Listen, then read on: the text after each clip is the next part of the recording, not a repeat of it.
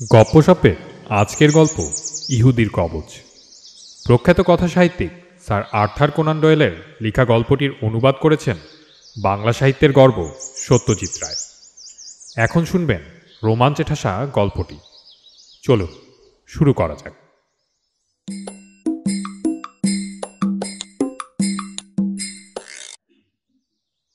প্রাচ্যের পুরাতত্ত্ব সম্পর্কে আমার বিশিষ্ট বন্ধু ওয়ার্ড মর্টিমারের জ্ঞান ছিল অসামান্য।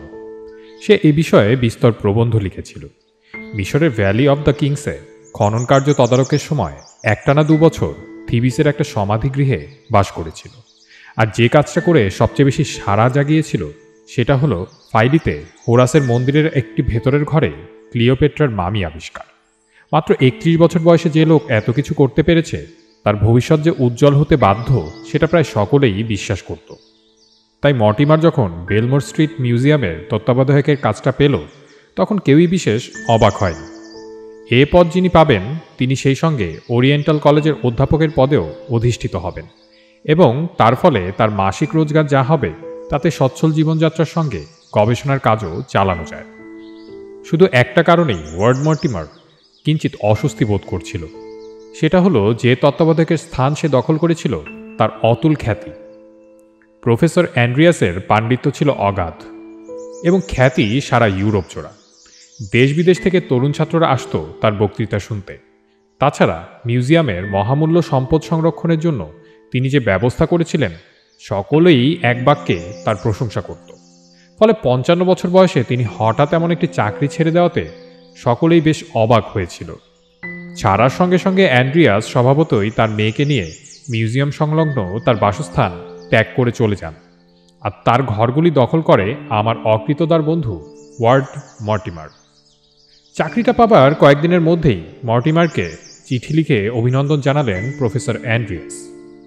যেদিন প্রথম এই দুজনের পরিচয় হয় পরস্পরের সঙ্গে সেদিন আমি ঘটনাস্থলে উপস্থিত ছিলাম।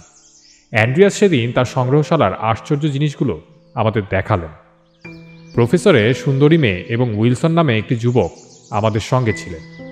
সংগ্রহশালায় সবশুদ্ধ 15টি ঘর, তার মধ্যে ব্যাবিলন ও সিরীয় সভ্যতা সম্পর্কে 2টি, আর সংগ্রহশালার ঠিক মাঝখানে অবস্থিত প্রাচীন মিশরীয় ও ইহুদি সভ্যতা সংক্রান্ত একটি ঘরই সবচেয়ে উল্লেখযোগ্য। প্রফেসর অ্যান্ড্রিয়াস এমনিতে চুপচাপ মানুষ, কিন্তু তার সংগ্রহের প্রিয় জিনিসগুলো দেখাবার সময় তার শ্বশ্রুগুম্ফহীন শুকনো মুখখানা উৎসাহে উদ্ভাসিত হয়ে ওঠে। পুরাতত্ত্বের এই মহামূল্য নিদর্শনগুলির উপর থেকে তার হাত যেন আর সরতে চায় না। বেশ বোঝা যায় সেগুলো তার গর্বের বস্তু এবং সেগুলি অন্যের আওতায় চলে যাওয়াটা যেন তার পক্ষে এক মর্মান্তিক ঘটনা। তার সংগ্রহশালার মামিগুলি, তার প্রাচীন পুঁথির সম্ভার, তার স্ক্যারাবের সংগ্রহ, ইহুদি সভ্যতার যাবতীয় নিদর্শন আর টাইটাস কর্তৃক রোম শহরে আনা বিখ্যাত সপ্তপ্রদীপের অবিকল প্রতিরূপ, এ সবই একের পর এক আমাদের দেখালেন প্রফেসর অ্যান্ড্রিয়াস। তারপর তিনি হলঘরের ঠিক মাঝখানে রাখা একটি শোকেসের দিকে ধীর পদক্ষেপে এগিয়ে গিয়ে গম্ভীর সম্ভ্রমের সঙ্গে তার উপর ঝুঁকে পড়লেন। আপনার মতো বিশেষজ্ঞের পক্ষে এই জিনিসটা হয়তো তেমন বিস্ময়কর কিছু নয়, কিন্তু আপনার বন্ধু মিস্টার জ্যাকসনের পক্ষে হওয়া উচিত। মর্টিমারকে উদ্দেশ্য করে বললেন প্রফেসর অ্যান্ড্রিয়াস। এবার আমিও কাচের আবরণের উপর ঝুঁকে পড়ে দেখলাম কেসের ভিতর রাখা রয়েছে হাতের তেলোর মতো বড় সূক্ষ্ম কারুকার্য করা একটা চতুষ্কোণ সোনার পাত, যার উপর 3টি সারিতে 4টি 4টি করে পাথর বসানো। পাত্রের একদিকে 2 কোণে 2টি সোনার আংটা। সমান আয়তনের পাথরগুলো প্রত্যেকটি আলাদা জাতের এবং রঙের বাক্সের পাশাপাশি খোপে খোপে যেমন বিভিন্ন রং সাজানো থাকে, এ যেন কতকটা সেই রকম। এও দেখলাম যে প্রত্যেকটা পাথরের উপর একটি করে ভিন্ন সাংকেতিক চিহ্ন খোদাই করা আছে। মিস্টার জ্যাকসন, আপনি কি উরিম ও থুমিমের কথা জানেন? নামগুলো আমার চেনা, কিন্তু তাদের মানে জিজ্ঞাসা করলে বলতে পারবো না। প্রফেসর বললেন, ইহুদিদের প্রধান পুরোহিতের বুকে যে কবচটা ঝুলত তাকেই বলা হতো উরিম ও থুমিম। ইহুদিরা এই কবচের প্রতি গভীর শ্রদ্ধাভাব পোষণ করত, যেমন রোমানরা করত ক্যাপিটলে রাখা সিবিলাইন পুঁথিগুলোর প্রতি। সাংকেতিক চিহ্ন আঁকা 12টি মহামূল্য রত্ন দেখতে পাচ্ছেন। উপরের বাঁ দিক থেকে শুরু করে পাথরগুলো হলো carnelian, peridot, emerald, ruby, lapis, lazuli, onyx, agate, amethyst, topaz, beryl আর জ্যাসপার।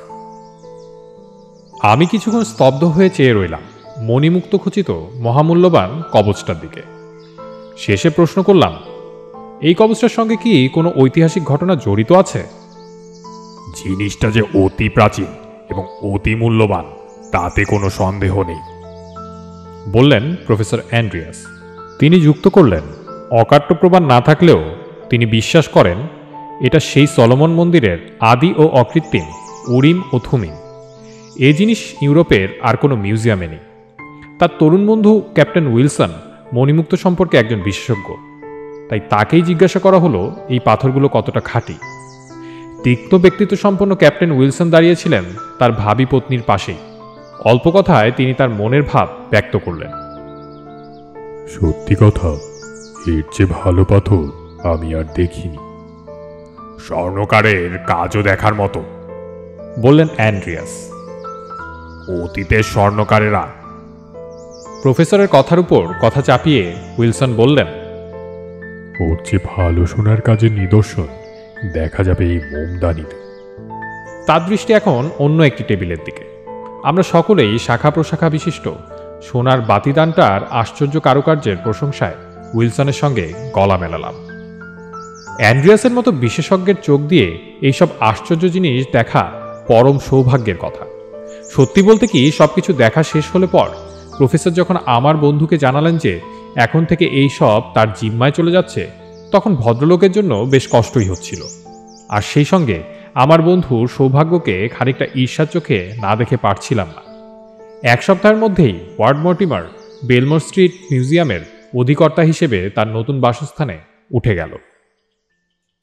এর 15 দিন পর মর্টিমার তার জনাছয়েক অকৃতদার বন্ধুর সঙ্গে তার নতুন বাড়িতে একটা ভোজের আয়োজন করল। শেষে যখন সবাই যাবার জন্য উঠে পড়েছে, তখন মর্টিমার আমার কোটের আস্তিন ধরে একটা ছোট্ট টান দিয়ে বুঝিয়ে দিল যে সে চায় আমি আর একটুক্ষণ থাকি। তোমার বাড়ি তো এখান থেকে 10 পা, বলল মর্টিমার। তুমি একটু থেকে যাও, চুরুট সহযোগে দুজনে নিরিবিলি কথা হবে। একটা ব্যাপারে তোমার পরামর্শ দরকার। অগত্যা আমি একটা আরাম কেদারায় বসে মর্টিমারের একটি উৎকৃষ্ট ম্যাট্রোনাস চুরুট ধরালাম। সবাই চলে যাবার পর সে পকেট থেকে একটা চিঠি বার করে আমার সামনে বসল। এই নামহীন চিঠিটা আজ সকালেই এসেছে, আমি পড়ে শোনাচ্ছি। তারপর তুমি বলো এ ব্যাপারে আমার কি কর্তব্য। বেশ, তো আমার সাধ্যমতো পরামর্শ দিতে আমি প্রস্তুত। চিঠিটা হচ্ছে এই যে, মহাশয়, আপনার জিম্মায় যে সমস্ত মহামূল্য সম্পদ রয়েছে সেগুলো সম্পর্কে আপনাকে বিশেষ সাবধান হতে বলি। বর্তমান ব্যবস্থা অনুযায়ী একটিমাত্র পাহারাদারে কাজ হবে বলে আমি মনে করি না। আপনি এ বিষয়ে উপযুক্ত ব্যবস্থা অবলম্বন না করলে অপূরণীয় ক্ষতি হবার সম্ভাবনা আছে। এই পুরো চিঠি? হ্যাঁ। অন্তত এটুকু বোঝা যাচ্ছে যে তোমাদের ওখানে রাত্রে যে একটিমাত্র পাহারাদার থাকে সে খবরটা মুষ্টিমেয় যে কজন জানে তাদেরই একজন চিঠিটা লিখেছে। হস্তলিপি ব্যাপারটা নিয়ে তুমি কোনো চর্চা করেছো? এটার কংগ্রাচুলেটরের সি এর সাথে ওটার কমিটেডের সি মিলিয়ে দেখো। ক্যাপিটাল আইটাও লক্ষ্য করো, আর ফুল স্টপের জায়গাটা ড্যাশ চিহ্ন ব্যবহার করাটা। আমি বললাম, দুটো চিঠি নিঃসন্দেহে একই লোকের লেখা, যদিও প্রথমটায় হাতের লেখা গোপন করার একটা প্রয়াস লক্ষ্য করা যাচ্ছে। দ্বিতীয় চিঠিটা হচ্ছে আমার এই নতুন চাকরিটা পাবার খবর পেয়ে প্রফেসর অ্যান্ড্রিয়াসের অভিনন্দন পত্র। আমি অবাক হয়ে চাইলাম মর্টিমারের দিকে। তারপর দ্বিতীয় চিঠিটা উল্টাতেই মার্টিন অ্যান্ড্রিয়াস সইটা চোখে পড়ল। যে লোক হাতের লেখা নিয়ে সামান্যতম চর্চাও করেছে তার মনে কোনো সন্দেহ থাকতে পারে না যে প্রফেসর অ্যান্ড্রিয়াসই মিউজিয়ামের সদ্য ভারপ্রাপ্ত তত্ত্বাবধায়ককে চুরির ব্যাপারে সাবধান হতে বলে এই নামহীন চিঠি লিখেছেন। ঘটনাটা অবিশ্বাস্য হলেও সত্যি। কিন্তু ভদ্রলোক এমন চিঠি লিখবেন কেন, আমি প্রশ্ন করলাম। ঠিক একই প্রশ্ন আমি করতে চাই তোমাকে। তার মনে যদি এ ধরনের আশঙ্কা থেকেই থাকে তাহলে তা তিনি নিজে এসে আমাকে বলতে পারতেন। তুমি কি ওর সঙ্গে কথা বলতে চাও? সেখানেও তো গণ্ডগোল। উনি তো সোজাসুজি অস্বীকার করতেও পারেন যে চিঠিটা উনি লেখেননি। যা হোক, এই চিঠির উদ্দেশ্য যে সৎ তাতে কোনো সন্দেহ নেই। উনি যে পরামর্শ দিয়েছেন সেটা মানতে কোনো বাধা আছে কি? এখন যে ব্যবস্থা চালু আছে সেটা কি সতর্কতার দিক দিয়ে যথেষ্ট? আমার তো তাই বিশ্বাস। দর্শকদের জন্য মিউজিয়াম খোলা থাকে 10টা থেকে 5টা পর্যন্ত।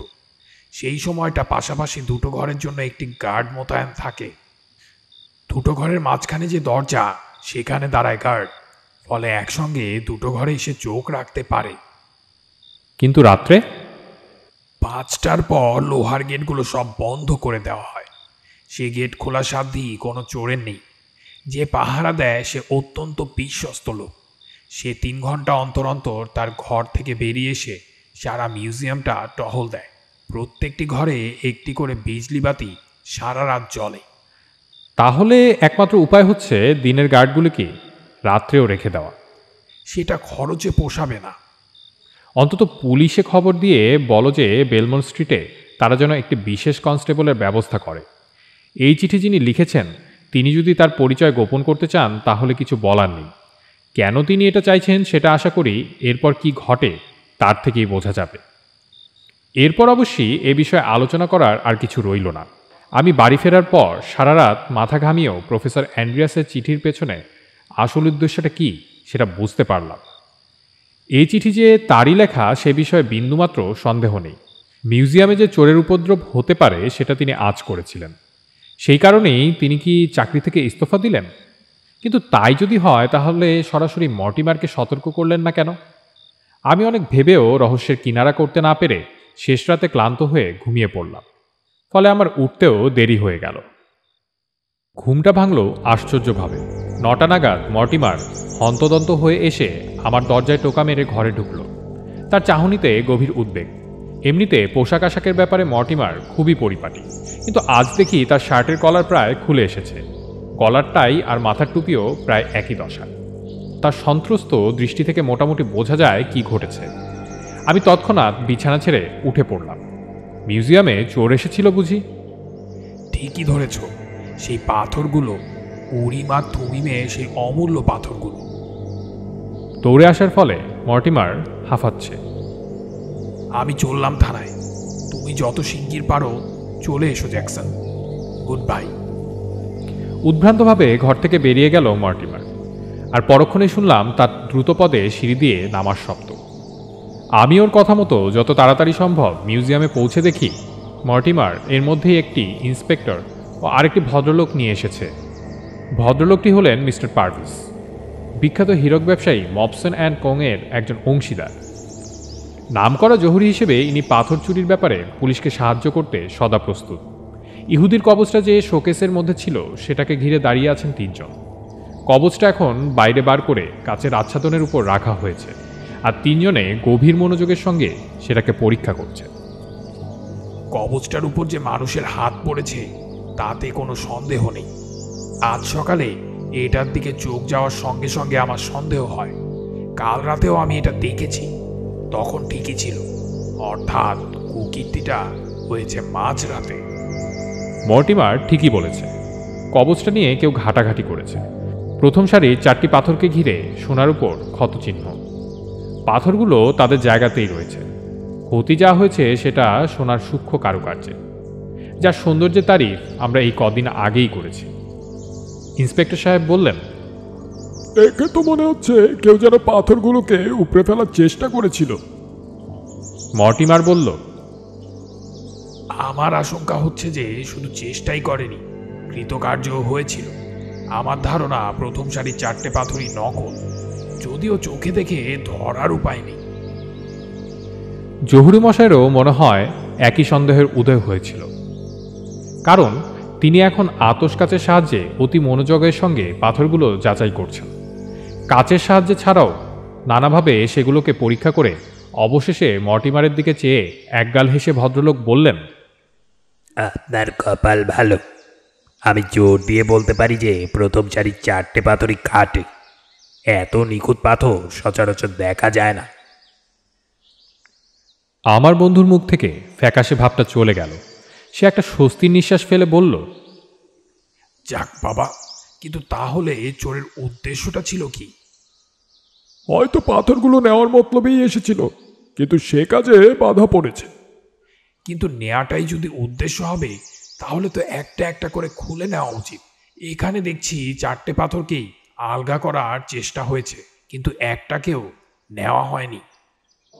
ব্যাপারটা খুবই অস্বাভাবিক। ঠিক এরকম ঘটনা আর একটাও মনে পড়ছে না।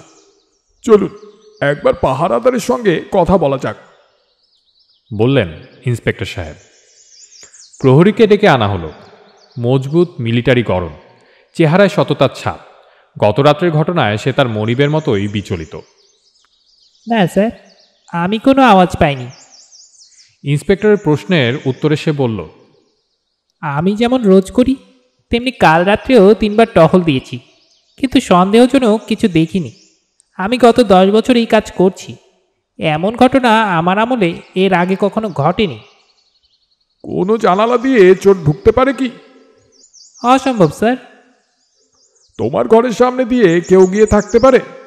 না স্যার, টহল দেবার সময়টুকু ছাড়া আমি সারাক্ষণ আমার ঘরের বাইরে বসে থাকি। মিউজিয়ামে ঢোকার আর কোনো পথ আছে? মিস্টার মর্টিমারের কোয়ার্টার্সের একটা প্রাইভেট দরজা দিয়ে মিউজিয়ামে ঢোকা যায়। সে দরজা রাতে চাবি দিয়ে বন্ধ থাকে, আর সেটায় পৌঁছতে হলে আগে মিউজিয়ামে সদর দরজা দিয়ে ভেতরে ঢুকতে হয়। আপনার চাকর বাকর? তাদের থাকবার জায়গা একেবারে আলাদা। ব্যাপারটা বেশ ঘোলাটে, তাতে সন্দেহ নেই।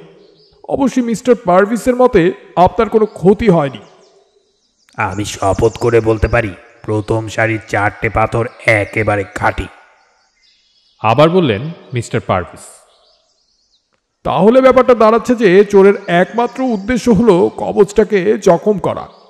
তা সত্ত্বেও একবার দালানটা ঘুরে দেখায় কোনো ক্ষতি আছে বলে মনে করি না। হয়তো তার ফলে কে এই রহস্যময় চোর তার কোনো ইঙ্গিত পাওয়া যেতে পারে। সারা সকাল পুঙ্খানুপুঙ্খ অনুসন্ধানেও কোনো ফল হলো না। মিউজিয়ামে ঢোকার যে আরও 2টি সম্ভাব্য পথ আছে সেটা ইন্সপেক্টর সাহেব আমাদের দেখালেন। একটা হলো মাটির নিচে সেলারের মাথায় একটা চোরা দরজা, আর দ্বিতীয় হলো মাথার উপরে একটি অকেজো জিনিসপত্র রাখার ঘর বা লাম্বার রুমের স্কাইলাইট। এই ঘরের একটা বিশেষ স্কাইলাইট দিয়ে নিচে মিশরীয় ও ইহুদি জিনিসের ঘরটা পরিষ্কার দেখা যায়। তবে এই দুটো প্রবেশপথের যে কোনো একটা ব্যবহার করতে গেলেই চোরকে আগে ঢুকতে হবে দালানের মধ্যে, কিন্তু সে পথ যেহেতু বন্ধ, আর সেলারে এবং লাম্বার রুমের দুটোতেই যে পরিমাণ ধুলো জমে রয়েছে, এ দুটো প্রবেশপথের কথা ওঠে না। শেষ পর্যন্ত কে কখন কেন কুকীর্তিটা করেছে সে রহস্যের কোনো কিনারা হলো না। আর একটিমাত্র পথ মর্টিমারের সামনে খোলা আছে, এবং শেষ পর্যন্ত সে সেটাই নিল। পুলিশদের তাদের কাজ চালিয়ে যাবার নির্দেশ দিয়ে সে আমাকে অনুরোধ করল সেদিনই বিকেলে তার সঙ্গে প্রফেসর অ্যান্ড্রিয়াসের ওখানে যেতে। যাবার সময় সে সঙ্গে চিঠি দুটো নিয়ে নিল। উদ্দেশ্য প্রফেসরকে সরাসরি জিজ্ঞেস করা তিনি কেন নামবিহীন চিঠিটা লিখেছিলেন, এবং কি করে তিনি অনুমান করলেন যে মিউজিয়ামে এই রকম একটা দুর্ঘটনা ঘটবে। আপার নরউডে একটা ছোট্ট বাড়িতে প্রফেসর থাকেন, কিন্তু সেখানে গিয়ে বাড়ির এক পরিচারিকার কাছ থেকে জানলাম যে প্রফেসর শহরে নেই। এই খবরে আমরা দুজনই খুব হতাশ হয়েছি দেখে পরিচারিকা বললেন, আমরা যদি বৈঠকখানায় গিয়ে বসি তাহলে তিনি প্রফেসরের মেয়ের সঙ্গে আমাদের দেখা করিয়ে দিবেন।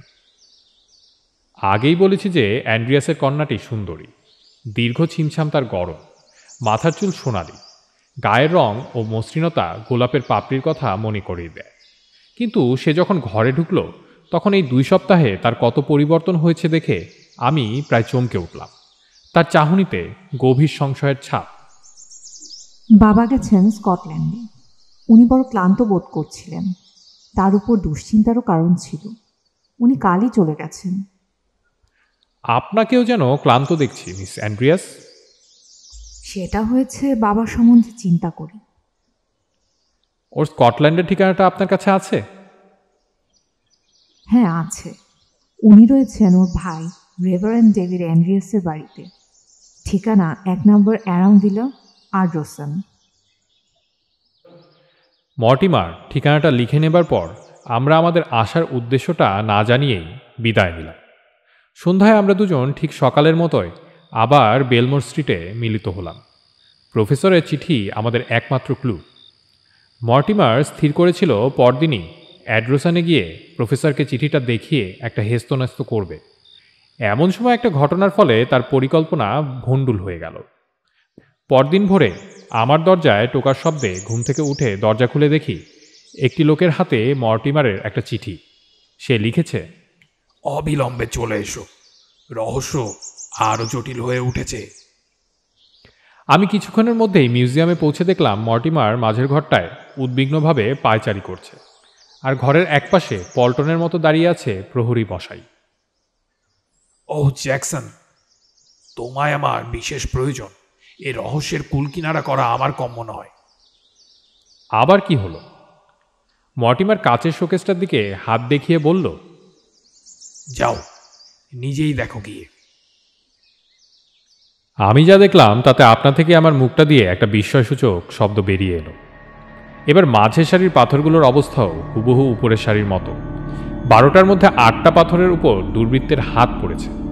শেষের সারির পাথরগুলো যেমন ছিল তেমনই আছে। আচ্ছা সিমসন, তুমি তো বলছো সন্দেহজনক কোনো শব্দ পাওনি। না স্যার, কিন্তু সকাল হলে পর আমি এই ঘরে এসে কবজটা দেখেই বুঝলাম যে ওটা নিয়ে ঘাটাঘাটি করা হয়েছে।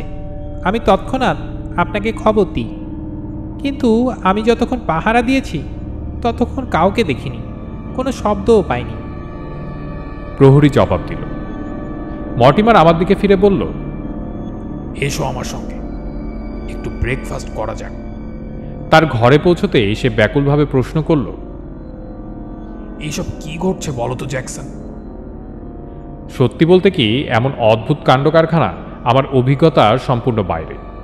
আমি বললাম, আমার মতে এ কোনো উন্মাদের কীর্তি। এর মধ্যে কোনো অর্থ খুঁজে পাচ্ছ না তুমি? আমি একটু ভেবে বললাম, এই প্রাচীন কবচটা ইহুদিদের কাছে একটা অতি পবিত্র জিনিস। ধরো যদি ইহুদি বিরোধী কোনো দলের কেউ কবচটাকে নষ্ট করতে চায়।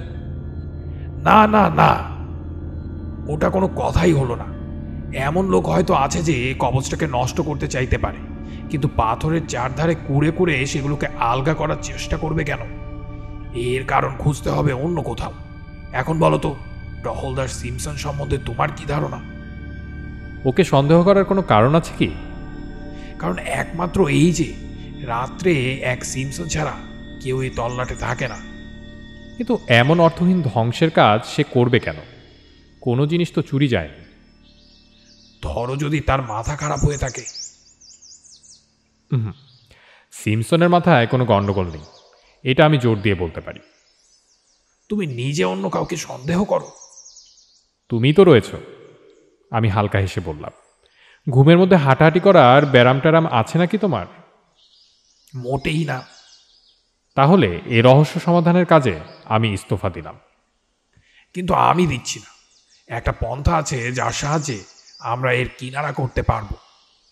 প্রফেসর অ্যান্ড্রিয়াসের সঙ্গে দেখা করে? না, স্কটল্যান্ড যাবার দরকার নেই।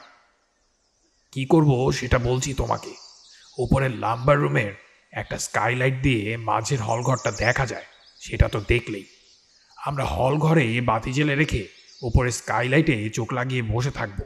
তুমি আর আমি দুজনে একজোটে রহস্যের সমাধান করব।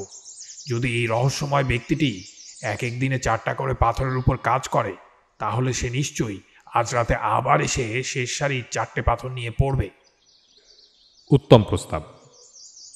আমরা ব্যাপারটা সম্পূর্ণ গোপন রাখব। পুলিশ বা সিমসন কাউকেই কিছু বলবো না। রাজি? অত্যন্ত উৎসাহের সঙ্গে আমি রাজি।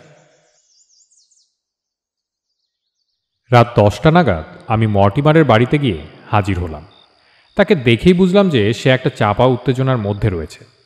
হাতে সময় আছে, তাই আমরা দুজনে মর্টিমারের ঘরে বসে ঘণ্টাখানেক ধরে ব্যাপারটা নিয়ে আলোচনা করলাম। অবশ্যই একটা সময় এলো যখন রাস্তায় গাড়ি ঘোড়া পথচারীর শব্দ কমে গিয়ে পাড়াটা নিস্তব্ধ হয়ে গেল। প্রায় 12টার সময় মর্টিমার আমাকে পথ দেখিয়ে নিয়ে গেল অকেজো জিনিসপত্র রাখার ঘরটাতে।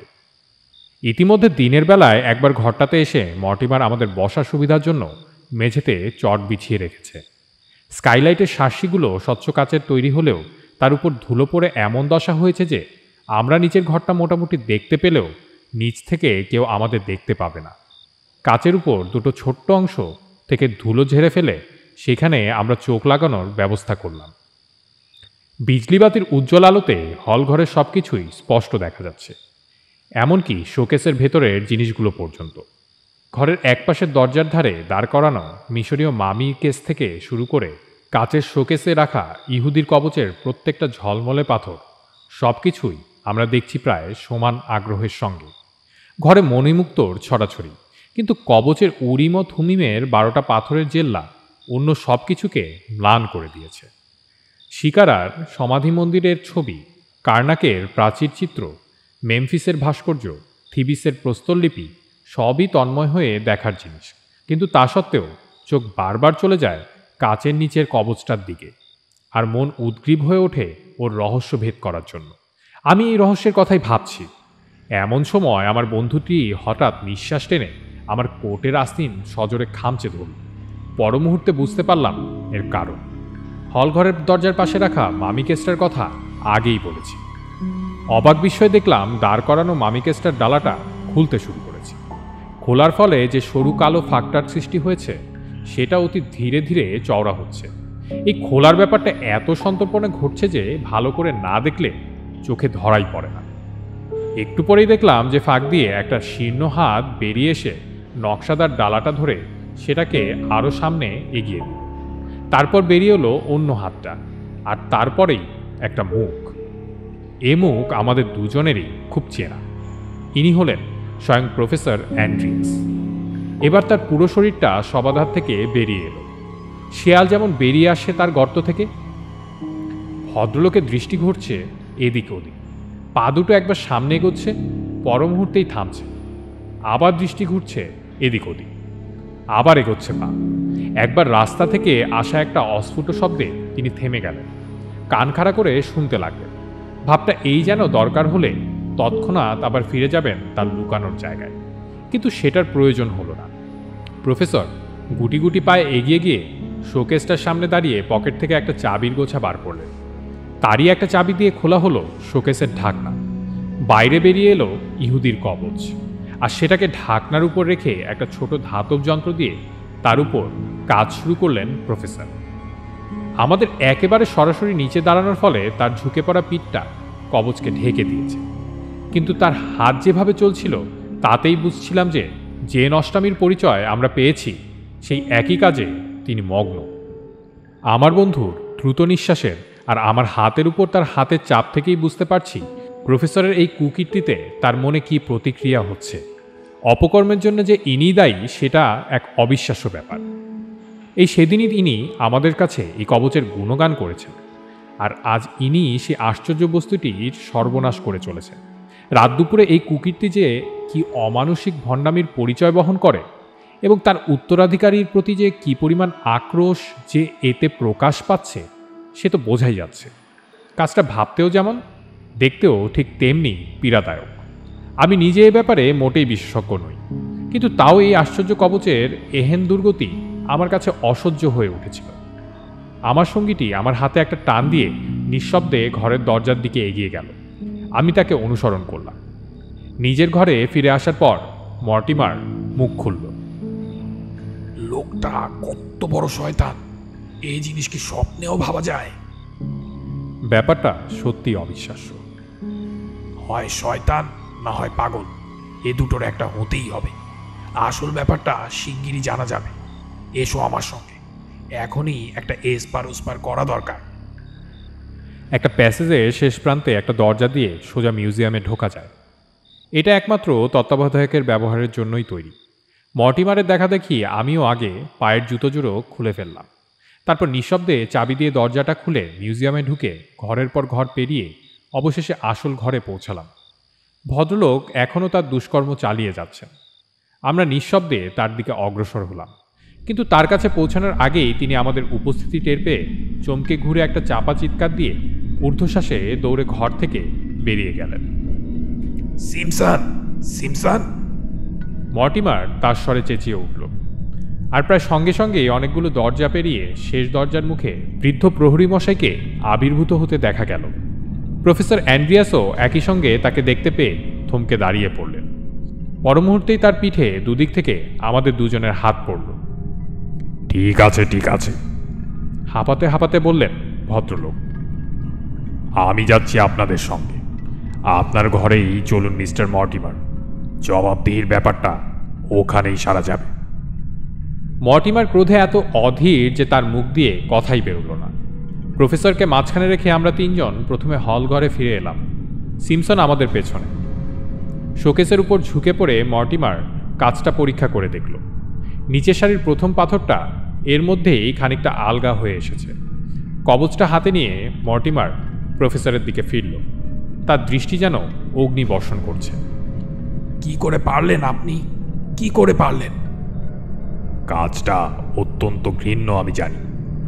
আপনাদের মনের ভাব আমি বুঝতে পারছি।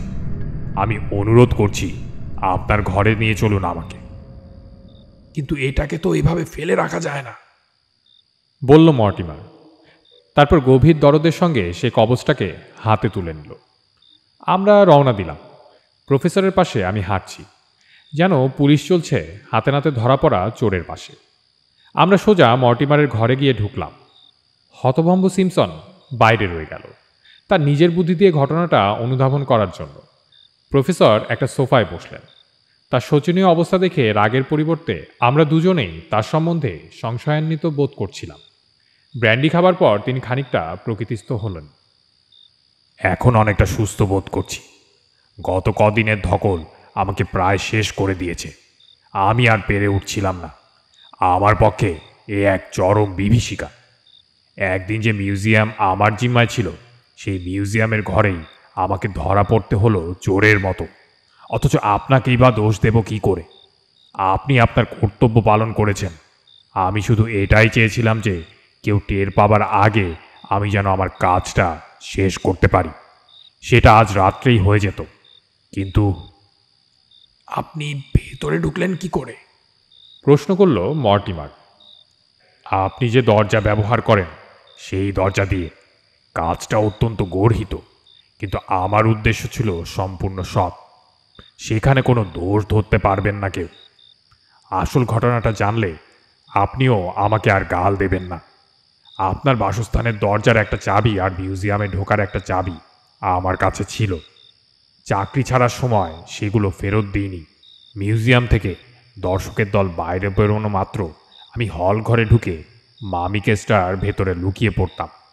তারপর নিরাপদ বুঝে বেরিয়ে এসে যা করার তা করতাম। যতবার সিমসনের পায়ের শব্দ পেতাম ততবারই আমাকে মমিকেসের ভেতর আশ্রয় নিতে হতো। তারপর কাজ শেষ হলে যেভাবে ঢুকেছি সেই পথেই বেরিয়ে আসতাম। তার মানে আপনি একটা মস্ত ঝুঁকি নিয়েছিলেন। নিতেই হয়েছিল। কিন্তু কেন? কোন উদ্দেশ্যে আপনাকে এরকম একটা জঘন্য কাজ করতে হলো?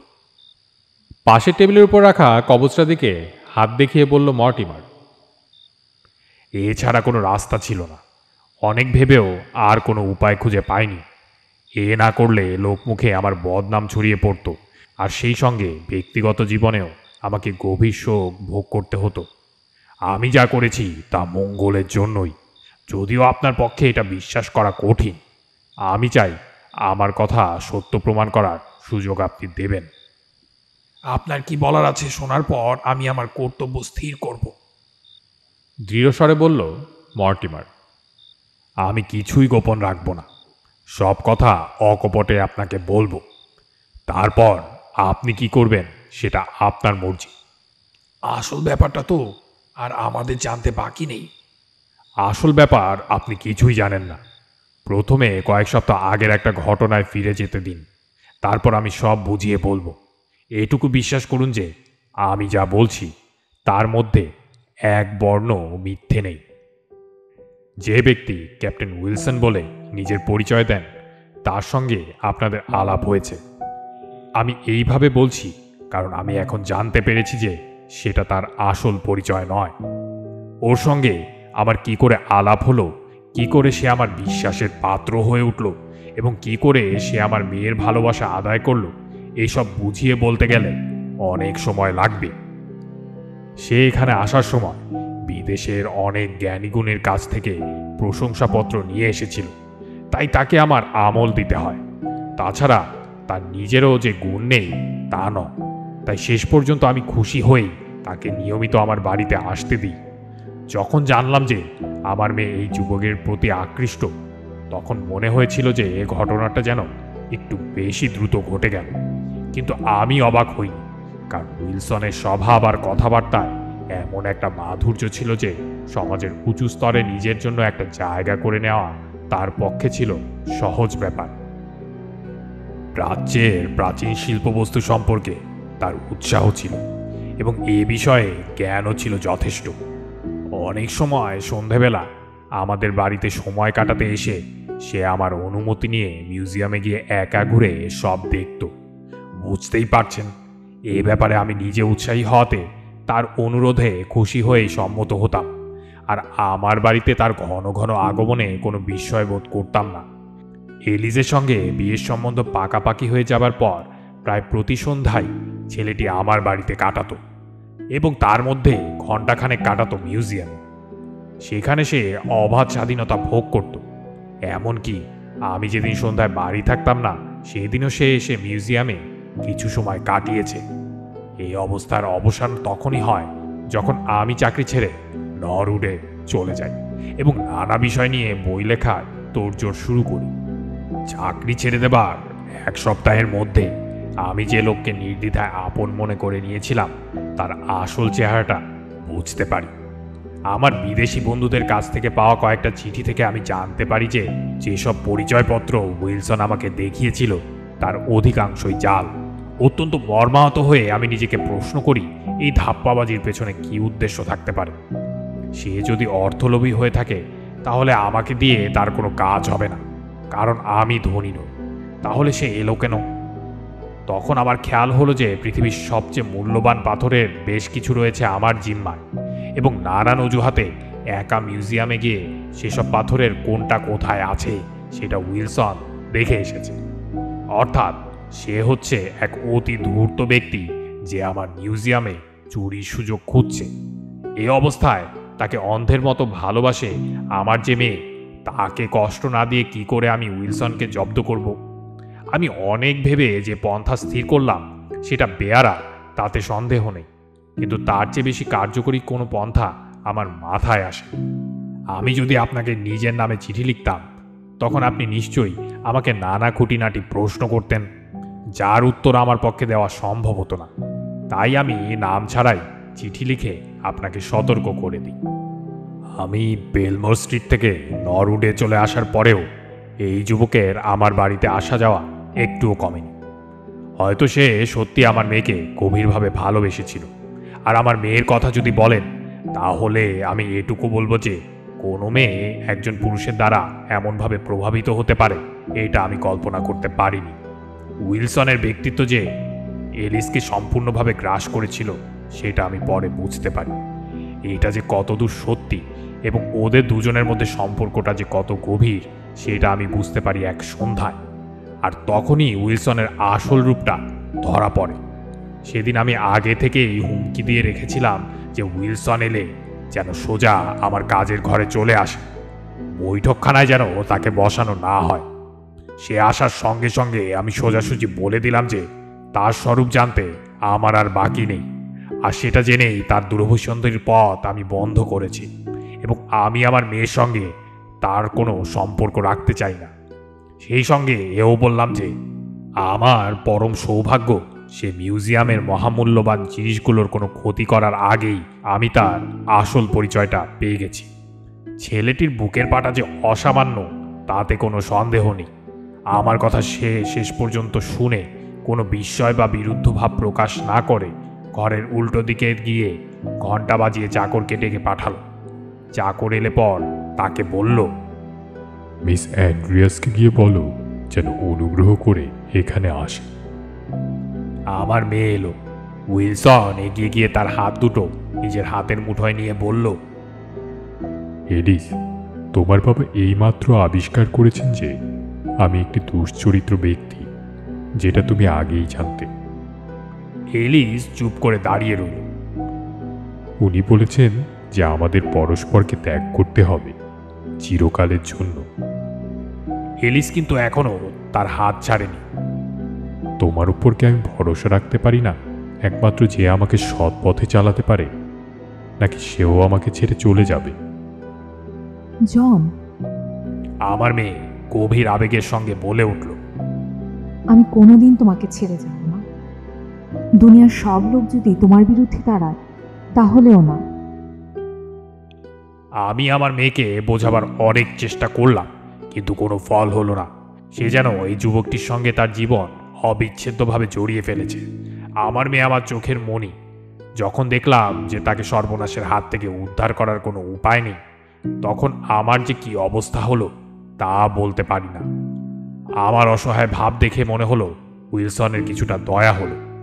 সে বলল, আপনি যতটা ভাবছেন অবস্থা ততটা খারাপ নয়।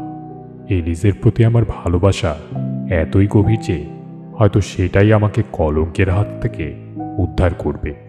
আমি কালই ওকে প্রতিজ্ঞা করেছি যে জীবনে আর কখনো এমন কোনো কাজ করব না যাতে সে কষ্ট পাবে।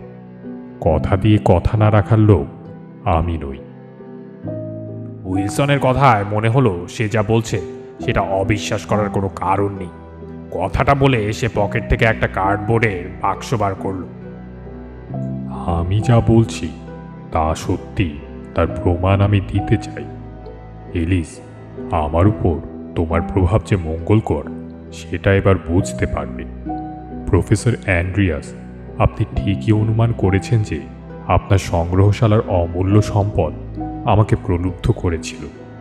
যে কাজে লাভের সম্ভাবনার সঙ্গে বিপদের আশঙ্কা জড়িয়ে থাকে সে কাজের প্রতি চিরকালই আমি একটা আকর্ষণ বোধ করি। তাই ইহুদির কবচের পাথরগুলোকে হাত করার জন্যে আমি বদ্ধপরিকর হই। সেটা আমি অনুমান করেছিলাম। কিন্তু একটা ব্যাপার আপনি অনুমান করতে পারেননি, সেগুলো হাত করতে আমি সক্ষম হয়েছিলাম। এই বাক্সের মধ্যে রয়েছে সেই পাথরগুলো। এই বলে সে বাক্সটা খুলে আমার ডেস্কের উপর উপুর করে ধরল। দৃশ্য দেখে আমার হাত পা হিম হয়ে এলো। সংকেত চিহ্ন আঁকা 12টা মহামূল্যবান পাথর বেরিয়ে পড়েছে আমার টেবিলের উপর। এইগুলোই যে উরিম ও থুমিমের পাথর তাতে কোনো সন্দেহ নেই। সর্বনাশ! আমি চেঁচিয়ে উঠলাম। তুমি ধরা না পড়ে এ কুকীর্তি করলে কি করে? আসলের জায়গায় নকল পাথর বসি। নকলগুলো এতই নিখুঁত যে দুইয়ের মধ্যে তফাৎ করা অসম্ভব। এখন যে পাথরগুলো কবচে লাগানো রয়েছে সেগুলো নকল? হ্যাঁ, এবং বেশ কিছুকাল আগেই ঘটেছে এই ঘটনা। আমরা তিনজন কিছুক্ষণ নির্বাক হয়ে দাঁড়িয়ে রইলাম। আমার মেয়ের মুখ বিবর্ণ হলেও সে তখনও তার হাত ছাড়িয়ে নেয়নি। উইলসন এলিজের দিকে ফিরে বলল, আমার সাধ্যের মাত্রা কত দূর সেটাও তো এবার বুঝলে।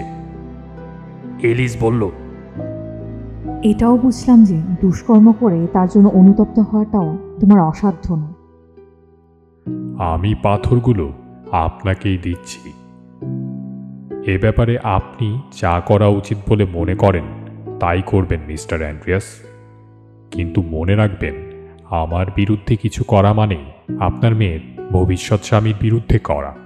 এলিস, কিছুদিন পরেই তোমার সঙ্গে যোগাযোগ করব। এরপর আর কোনোদিন আমার জন্য তোমাকে কষ্ট ভোগ করতে হবে না। এই বলে উইলসন প্রস্থান করল। আমার অবস্থা তখন শোচনীয়।